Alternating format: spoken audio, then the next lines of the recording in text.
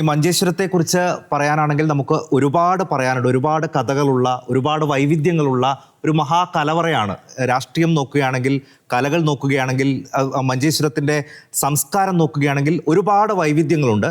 അതുപോലെ തന്നെ മഞ്ചേശ്വരത്തിൻ്റെ രാഷ്ട്രീയം എന്നുള്ളത് ഇന്നിപ്പോൾ നേരത്തെ റോഷ്നി സൂചിപ്പിച്ചതുപോലെ എല്ലാവരും ഉറ്റുനോക്കുന്ന ഒരു മണ്ഡലമായി ഇതിനോടകം മഞ്ചേശ്വരം മാറുകയും ചെയ്തിട്ടുണ്ട്. ഇപ്പോൾ മഞ്ചേശ്വരത്തെക്കുറിച്ചുള്ളൊരു പൊതുബോധം എന്നുള്ളത് കാസർഗോഡ് ജില്ലയിൽ കാഞ്ഞങ്ങാട് കഴിഞ്ഞാൽ പിന്നെ അങ്ങോട്ട് അത് കേരളത്തിന്റെ ഭാഗമല്ല, അവിടെ വെച്ച് കർണാടക തുടങ്ങി എന്നാണ് കേരളത്തിന്റെ ഒരു പൊതുബോധം എന്നുള്ളത്. നമ്മുടെ രാഷ്ട്രീയ പാർട്ടികളും രാഷ്ട്രീയ നേതാക്കളും ഒക്കെ ഈ മഞ്ചേശ്വരം മണ്ഡലത്തെ കാണുന്നത് അവരുടെ യാത്ര തുടങ്ങാൻ വേണ്ടി കേരളത്തിന്റെ അറ്റത്തുള്ള ഒരു സ്ഥലം എന്ന രീതിയിൽ മാത്രമാണ്.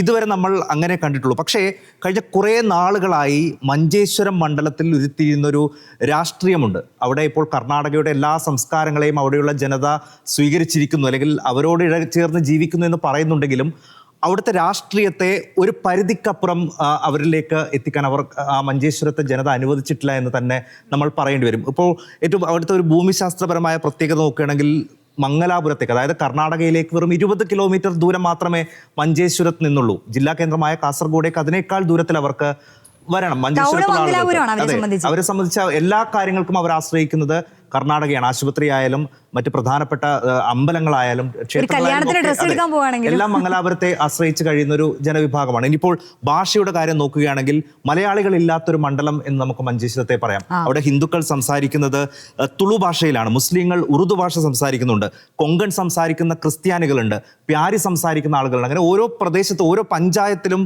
ഓരോ ഭാഷകൾ സംസാരിക്കുന്ന ഒരു മലയാളി കേരളത്തിലെ ഒരു മണ്ഡലത്തിലും നമുക്കങ്ങനെ പറയാൻ കഴിയില്ല. ഇനി ഇതിനേക്കാൾ എല്ലാത്തിനും അപ്പുറം നമ്മുടെ മലയാളിയുടെ പൊതുബോധം ഏറ്റവും പിന്നിലാണ് മഞ്ചേശ്വരത്തെ നിർത്തിയിരിക്കുന്നതെങ്കിലും നമ്മളെ തിരഞ്ഞെടുപ്പ് കമ്മീഷന്റെ വെബ്സൈറ്റിൽ നമ്മളെ മണ്ഡലങ്ങൾ തുടങ്ങുന്നത് മഞ്ചേശ്വരത്ത് നിന്നാണ്. മഞ്ചേശ്വരമാണ് കേരളത്തിലെ ഒന്നാമത്തെ മണ്ഡലം. അതിൻ്റെ ഒരു തിരഞ്ഞെടുപ്പ് ചരിത്രം പറയുകയാണെങ്കിൽ കേരളത്തിൻ്റെ പൊതു തിരഞ്ഞെടുപ്പിൽ വിജയിച്ച ആദ്യത്തെ ആളും ഒരു മഞ്ചേശ്വരംകാരനാണ്. മഞ്ചേശ്വരം തെരഞ്ഞെടുപ്പിൽ 1957 ഉമേഷ് റാവു ആണ് കേരളത്തിൽ ആദ്യമായി പൊതു തെരഞ്ഞെടുപ്പിന്റെ ചരിത്രത്തിൽ തന്നെ വിജയിച്ചൊരു സ്ഥാനാർത്ഥി. ഇങ്ങനെ ഒട്ടേറെ പ്രത്യേകതകളുണ്ട്.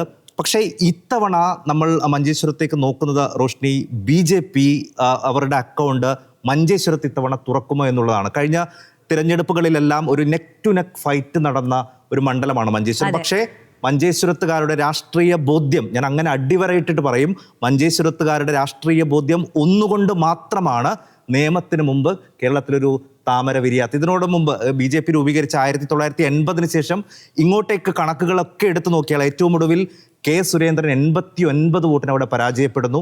കഴിഞ്ഞ തവണ 759 വോട്ടിന്. അവിടുത്തെ ഏറ്റവും കൂടുതൽ ഭൂരിപക്ഷം എന്ന് പറയുന്നത് 13,000 വോട്ടാണ്. ബാക്കി എല്ലായിടത്തും 60, 65 നേടി നമ്മുടെ സ്ഥാനാർത്ഥികളൊക്കെ വിജയിച്ചു വരുമ്പോൾ മഞ്ചേശ്വരത്തെ ഒരു സ്ഥാനാർത്ഥിയുടെ, ലീഗ് സ്ഥാനാർത്ഥിയുടെ ഏറ്റവും കൂടിയ ഭൂരിപക്ഷം എന്ന് പറയുന്നത് 13,000 വോട്ടാണ്. അപ്പോൾ ഓരോ വോട്ടിനും വിലയുള്ള കേരളത്തിലൊരു മണ്ഡലം ഏതാണെന്ന് ചോദിച്ചാൽ അത് മഞ്ചേശ്വരമാണ്. BJPക്കാർ തന്നെ ഇപ്പോൾ പറയുന്നൊരു പ്രധാനപ്പെട്ട കാര്യമുണ്ട്.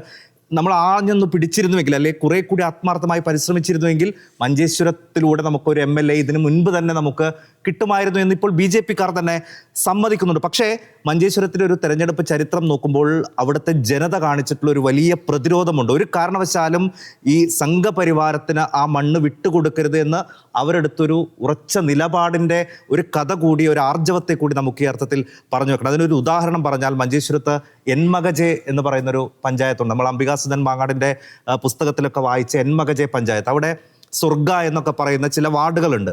അവിടെയാണ് ഏറ്റവും അവസാനം വോട്ട് എണ്ണുന്നത്. അതായത് മഞ്ചേശ്വരത്തെ വോട്ടെണ്ണലിൻ്റെ ഓരോ വോട്ടെണ്ണുന്ന നിമിഷവും കേരളത്തിലെ മൊത്തം മലയാളികളുടെ മനസ്സിൽ നെഞ്ചിടിപ്പായിരുന്നു. കഴിഞ്ഞ സുരേന്ദ്രൻ 89 വോട്ട് നേടി തോറ്റ സമയത്തൊക്കെ. ആ സമയത്ത് ആ ബൂത്തിലൊക്കെ ഉള്ളത് മുസ്ലിം വോട്ടുകാരല്ല, ഹിന്ദു വോട്ടർമാർ കൂടുതലുള്ള ഒരു ബൂത്തുകളാണ് അതൊക്കെ. പക്ഷേ അവിടങ്ങളിൽ നിന്നുള്ള വോട്ട് ഏണി ചിഹ്നത്തിൽ മത്സരിക്കുന്ന ലീഗിന്റെ സ്ഥാനാർത്ഥിക്കാണ് കിട്ടുന്നത്. അപ്പോൾ അങ്ങനെ ഒരു മതമൈത്രിയുടെ കൂടി കഥ പറയാനുണ്ട്. അപ്പോൾ മഞ്ചേശ്വരത്തെക്കുറിച്ച് പറയുമ്പോൾ അവരുടെ രാഷ്ട്രീയ ബോധ്യത്തെക്കുറിച്ച് പറയണം. ഇനിയിപ്പോൾ വീണ്ടും K. സുരേന്ദ്രൻ തന്നെ ഒരു തവണ അവിടെ വരും എന്ന് ഉറപ്പായി കഴിഞ്ഞു.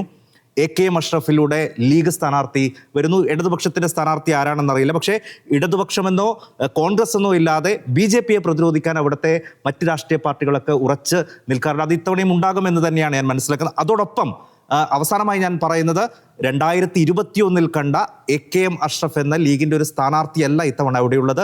അദ്ദേഹം കുറെ കൂടി കരുത്തനായിരിക്കുന്നു, കുറെ കൂടി ജനകീയനായിരിക്കുന്നു. അപ്പോൾ K. സുരേന്ദ്രന് കഴിഞ്ഞ തവണ കുറെ കൂടി കടുത്ത ഒരു മത്സരമാണ് മഞ്ചേശ്വരത്ത് ഇത്തവണ കാത്തു നിൽക്കുന്നത്.